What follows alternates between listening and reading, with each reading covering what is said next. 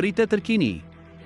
Adakah kemunculan ketua jurulatih baharu JDT ini akan menjejaskan minit permainan pemain sayap lincah, iaitu Arif Aiman Hanafi?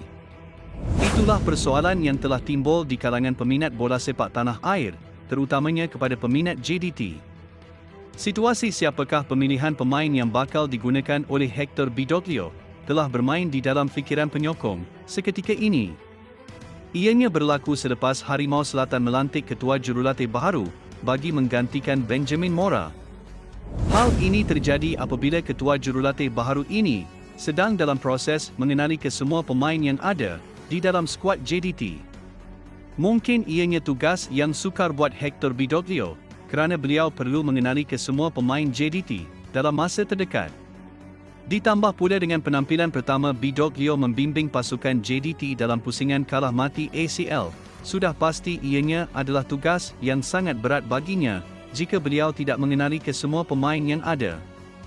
Dalam masa yang sama, jurulatih berpengalaman, iaitu Wan Jamak Wan Hassan, beliau berpandangan bahawa tidak akan berlaku perubahan yang besar dalam persembahan JDT pada masa terdekat ini. Wan Jamak menjelaskan, ia kerana pengendali dari Argentina itu telah hadir ketika JDT sudah berada di pertengahan musim, selain Harimau Selatan memiliki falsafah tersendiri yang ditetapkan pemiliknya, iaitu Tunku Ismail Sultan Ibrahim.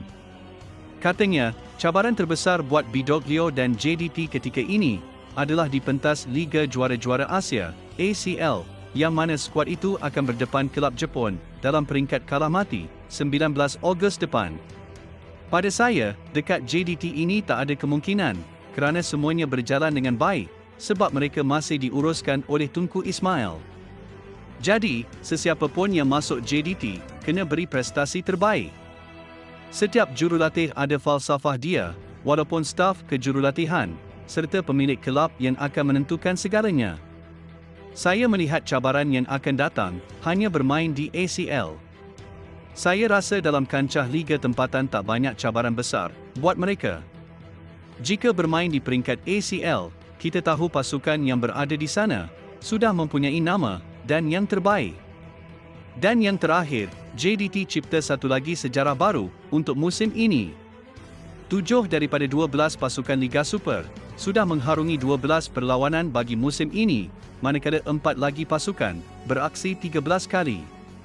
Selepas semua pasukan melengkapkan aksi pusingan pertama, skuad Johor Darul Takzim JDT telah menepati ramalan berada di puncak liga dan misi mereka untuk mempertahankan gelaran buat kali ke-9 berturut-turut sejak 2014 juga tampak sukar digugat oleh pasukan lain.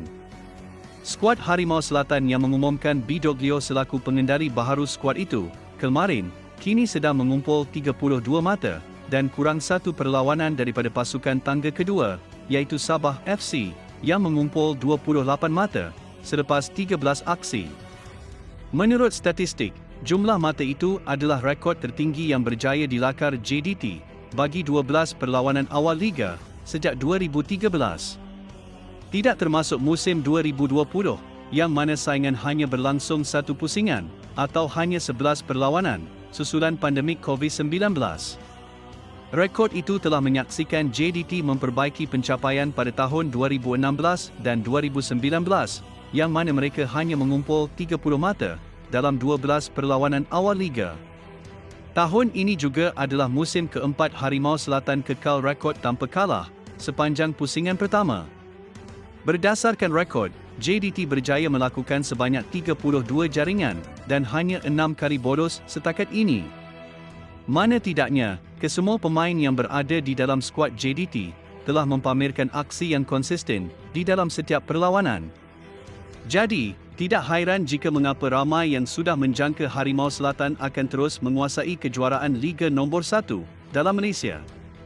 Itulah sedikit berita terkini mengenai pasukan JDT, selaras dengan alunan penceritaan semasa.